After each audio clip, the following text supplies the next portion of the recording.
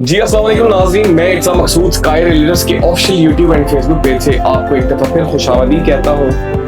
आज की ये जो वीडियो है काफ़ी इंफॉर्मेटिव होने वाली है उन लोगों के लिए जो इनिशियल स्टेजेस के ऊपर जो है वो रियल एस्टेट के अंदर इन्वेस्टमेंट करना चाह रहे होते हैं, जो कि इन्वेस्टर्स नहीं होते लेकिन वो सोच रहे होते हैं कि हम जो है वो पहला इनिशिएटिव लें रियल एस्टेट की तरफ, लेकिन उनको समझ नहीं आ रही होती कि किस तरह स्टार्ट करना है, क्या क्या चीज़ें जो है वो इंसान को देखनी चाहिए, किन किन चीज़ों के ऊपर इंसान को गौर व फिक्र करना चाहिए ताकि वो लॉस होने से बच सकें, फ्रॉड होने से बच सकें, स्कैम होने से बच सकें। तो मैं समझता हूँ कि ये वीडियो उन लोगों के लिए बड़ी इंफॉर्मेटिव है, तो वीडियो को एंड तक ज़रूर देखिएगा। जी नाज़रीन, जैसा कि आपको पता है कि जिस तरह दौर जदीद आता जा रहा है, लाहौर शहर के अंदर अपना घर बनाना एक ख्वाब रह चुका है। हर इंसान चाहता है कि वो लाहौर जैसे शहर के अंदर अपना घर बनाए ताकि उनके जो बच्चे हैं वो भी आला तालीम हासिल कर सकें, वो भी एक बेहतर मुस्तकबिल के जो है वो हकदार हैं जिस तरह बाकी लोग हकदार हैं, क्योंकि वो भी इतने मुल्क के शहरी हैं जितने बाकी लोग इस मुल्क के शहरी हैं। इस दौर जदीद के अंदर, इस जिद्दत वाले दौर के अंदर सिर्फ वही इंसान कामयाब है जिसकी एक्टिव इनकम के साथ साथ कोई पैसिव इनकम भी चल रही होती है। तो लोग किस तरह रियल एस्टेट के अंदर एंटर हो के एक अच्छी इन्वेस्टमेंट करके कल को एक अच्छा हाई रिटर्न जो है वो हासिल कर सकते हैं, जो कि उनके लिए नहीं सही तो उनके बच्चों के लिए एक बेहतरीन पैसिव इनकम जो है वो जनरेट करके दे सकता है। तो मेरे वो भाई, मेरे वो क्लाइंट्स, मेरे वो व्यूअर्स जो इनिशियल स्टेजेस के ऊपर अपने आप को रियल एस्टेट के अंदर जो है वो एंटर करना चाह रहे थे, तो ये वीडियो उनके लिए भी है कि देखें, जब भी आपने किसी जगह पर इन्वेस्टमेंट करनी है तो सबसे पहले किन चीजों को आपने देखना है। मैं अक्सर अपने क्लाइंट्स को कहता हूं कि जब मैं आपको कोई प्रोजेक्ट रेफर करता हूं तो सबसे पहले आप उस प्रोजेक्ट के बारे में खुद रिसर्च करें, मतलब कि अपना होमवर्क कंप्लीट करें ताकि कल को आपको कोई नुकसान ना उठाना पड़े। कल को आप ये ना कह सके कि जी मुझे फलां बंदे ने जो है वो ये प्रोजेक्ट या ये प्रॉपर्टी रेफर की थी। तो इसमें मैं सिर्फ उन लोगों को यही कहूंगा, देखें जी अल्लाह ताला ने इंसान को अशरफुल मखलूकात बनाया है, आपको भी एक सेंस दी है, आपको भी दिमाग दिया है, हर इंसान के पास उतना ही दिमाग है, ठीक है। तो आप खुद उसके ऊपर सबसे पहले रिसर्च करें। मेन टॉपिक के ऊपर बात करते हैं कि जिस तरह मैंने आपको बताया कि कौन लोग हैं, किस तरह बचा जा सकता है। तो सबसे पहले आप जिस भी प्रोजेक्ट के अंदर इन्वेस्ट कर रहे हैं, सबसे पहले उसकी एनओसीज, उसके लीगल अप्रूवल्स, उसके तमाम के तमाम डॉक्यूमेंटेशन देखें। अगर वो हायरस है तो वो किस जगह से अप्रूव है, उसके जो रेलिवेंट इदारे हैं जिस तरह एलडीए है, वासा है, क्या वो उनसे अप्रूव है, क्या उसके लेआउट्स अप्रूव है, क्या उस बिल्डिंग की एलिवेशन अप्रूव है। और उससे पहले ये देखें कि जिस जगह पर ये प्रोजेक्ट बन रहा है, क्या वो जो लोकेशन है वो आने वाले वक्त में आपको हाई रिटर्न देगी, क्या वो लोकेशन जो आपने चूज की है वो आपको वो एलडीए से अप्रूव भी है कि नहीं, या कोई फ्रॉड वाला प्लॉट है या कोई स्कैमिंग वाला प्लॉट है।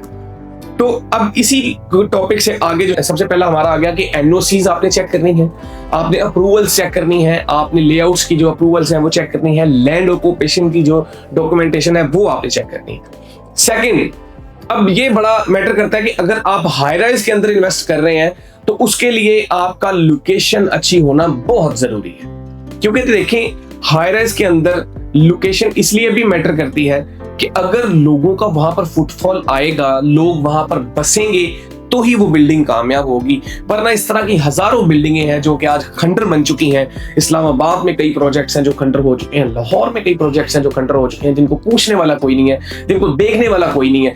क्या वजह है? एक तो उसके डेवलपर अच्छे नहीं थे, सेकंड वो कि उस बिल्डिंग की मेंटेनेंस, उस बिल्डिंग की जो लोकेशन थी या फुटफॉल ना होने की वजह से वो इतना कामयाब नहीं हो सका।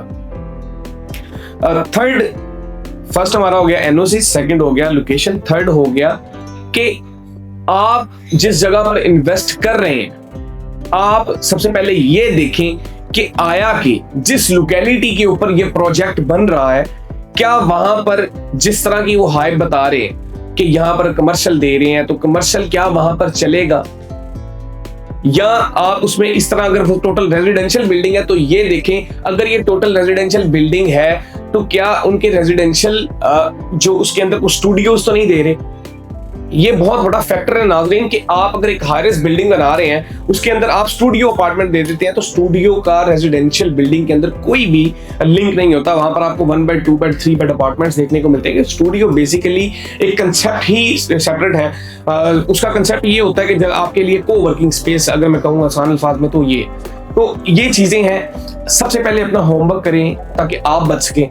अब चौथी और सबसे इंपॉर्टेंट चीज, आप किस इदारे से वो चीज ले रहे हैं। क्या वो इदारा बहरिया टाउन लाहौर में अगर मुकीम है, तो क्या वो इदारा इतनी कैपेबिलिटी रखता है कि उसका जो फर्द है, उसका जो मेंबर है जिससे आप डील कर रहे हैं, वो इतनी वर्थ रखता है कि वो जो बात कर रहा है उसके अंदर कितनी दनाई है।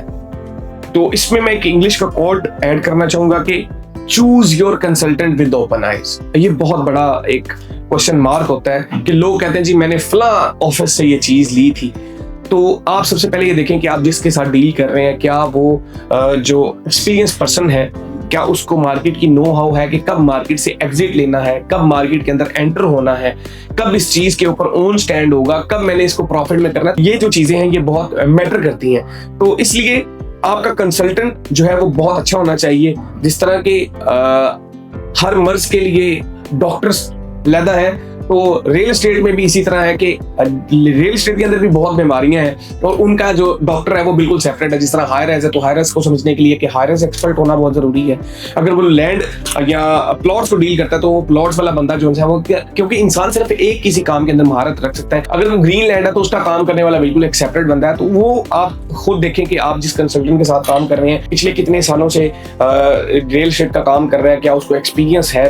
तो चौथी चीज, अगर आप अच्छी ढूंढ लेते हैं, अगर आप एक अच्छा कंसल्टेंट ढूंढ लेते हैं, तो पहली जो 3 चीजें हैं वो आप उसके ऊपर छोड़ सकते हैं कि जनाब एक अच्छा कंसल्टेंट आपको कभी भी किसी गलत प्रोजेक्ट, किसी गलत लोकेशन, किसी गलत डेवलपर के हाथों जलील होने से बचा सकता है। तो जब भी प्रॉपर्टी लें तो एक अच्छे इदारे का इंतखाब करें, एक अच्छे कंसल्टेंट का इंतखाब करें।